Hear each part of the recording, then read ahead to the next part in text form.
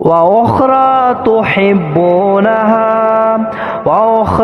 تحبونها نصر من الله وفتح قريب وبشر المؤمنين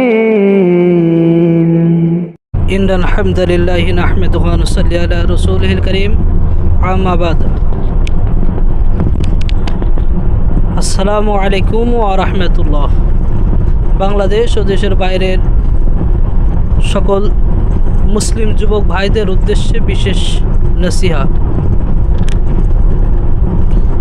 আজকে পবিত্র মাহে রমজান শেষে ঈদ উল ফিতরের দিন।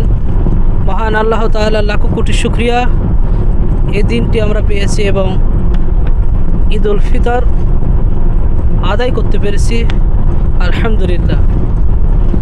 পবিত্র মাহে রমজানের একটি মাস আল্লাহ সুবহানাহু ওয়া তাআলার পক্ষ থেকে আমাদের জন্য ছিল একটি বিশেষ নিয়ামত এবং গুনাহ মাফের একটি বিশেষ ছাড়।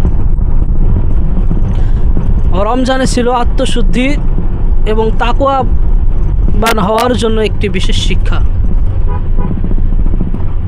রমজান শেষে আজকে ঈদ উল ফিতর।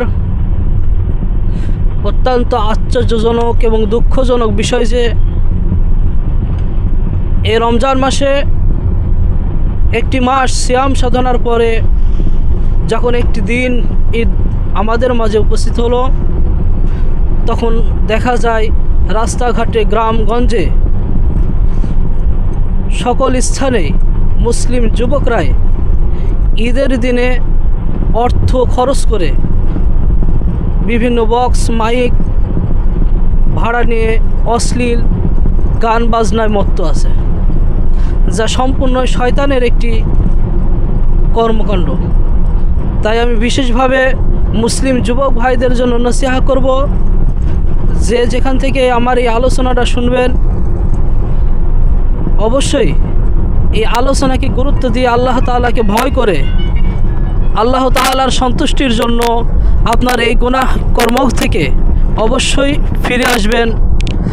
এবং কেউ যদি এই জাতীয় গুনাহের মধ্যে লিপ্ত থাকেন তবে অবশ্যই মাহে রমজানকে অবমাননার অপরাধে সে একজন কবিরা গুনাহকারী হবেন। কাজেই যুবক ভাইদের উদ্দেশ্যে আমি বিশেষভাবে নসিহা করছি, অবশ্যই আল্লাহ সুবহানাহু ওয়া তাআলা আপনাকে পুরস্কৃত করবেন যদি আপনি এই সকল গান বাজনা বাদ্যযন্ত্র এই অনুষ্ঠান থেকে ঈদ অবমাননা এবং মাহে রমজানকে অবমাননা থেকে ফিরে আসেন। আল্লাহ সুবহানাহু ওয়া তাআলা আপনাকে উত্তম বিনিময় দান করুন। আল্লাহ সুবহানাহু ওয়া তাআলা আপনাকে উত্তম বিনিময় দান করুন। আল্লাহ সুবহানাহু ওয়া তাআলা আপনাকে উত্তম বিনিময় দান করুন এবং হিদায়াত দান করুন। অতএব হে মুসলিম যুবক ভাইয়েরা, আপনাদের প্রতি বিশেষ নসিহা, আপনারা আল্লাহকে করে ভয় করুন, আল্লাহকে করে ভয় করুন, আল্লাহকে করে ভয় করুন।